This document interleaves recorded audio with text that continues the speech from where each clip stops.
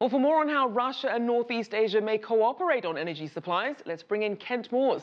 He's Executive Chairman of the Energy Capital Research Group. Welcome back to the show. Thank you, Rachel. So what sort of outcomes can we expect on the energy front from this forum? Well, I think this forum, unlike the previous three, are going to give us some opportunities to expect some more broad-based results. Much is still in doubt in terms of what the specifics might be. But given the geopolitical tensions between China and the United States on the one hand, and Russia's major attempt to move in as a primary energy supplier into the Asian region on the other, both sides here may have something to negotiate. Now, as you mentioned, these geopolitical issues, not just between the countries, but also with the US, how much of a challenge does that pose in trying to work together? And are there any other concerns that perhaps might limit their ability to cooperate? Oh, there are several, as there always are in situations like this. China and the United States are currently at loggerheads over import tariffs.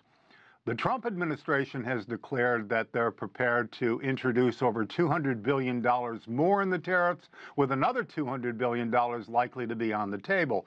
Now, whether that's realistic remains to be seen, but clearly it is the political challenge that's in front of Beijing.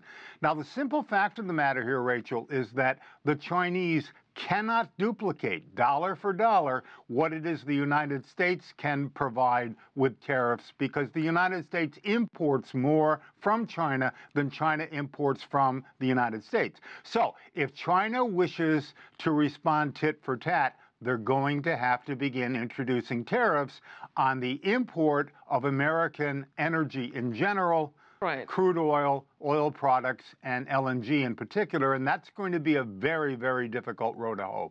Now, as we know, this forum is being held in Russia's Far East, a region known for its oil and gas, among other resources, but it does have issues when it comes to infrastructure. So how important is energy to the economies in Northeast Asia?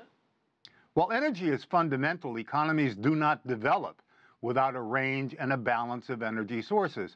But having had some personal experience in this area of Russia, I can attest to the fact that the scenery is gorgeous, the energy potential is tremendous, but there are no roads, there is no infrastructure, there are no communications networks.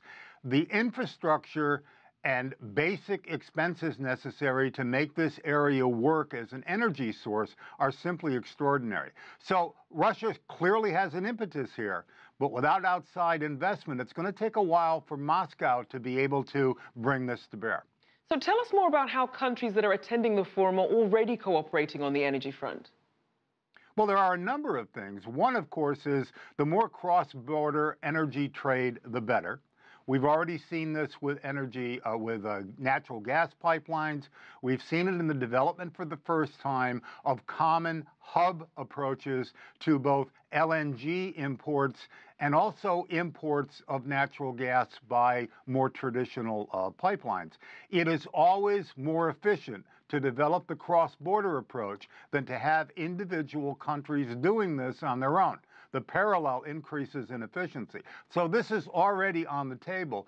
And given the fact that all, and I mean all, global demand increases in energy over the next 2 to 3 decades are all gravitating towards Asia, this is the place that both energy providers and energy investors want to be. So this forum may take on a more global environment than one might expect, given the realities of what the market is looking at. So given that, then, looking ahead, where do you see the biggest opportunities for energy companies? Where do you see the most potential? Oh, there are a number of areas we've been looking at for some time. Asia is poised to be the #1 solar, wind, and even biofuel markets in the next decade to come, and there's a lot of interest in getting into that market early. We also have the LNG trade. LNG imports into Asia in general and China in particular are going to drive that market for the next 10 years. China has more shale oil and gas reserves than any other nation on the face of the earth, but it's been difficult to begin developing this. A number of companies now have a decided interest in going into China to develop more domestic sources of energy. And then finally, there's something on the financial side that we've been looking at now for a while, which may be the single biggest change in markets that I've experienced over the last several years, and that is we have a rise in more sophisticated energy contract swaps. All right, thank you very much. That was Ken Moores there of Energy Capital Research Group.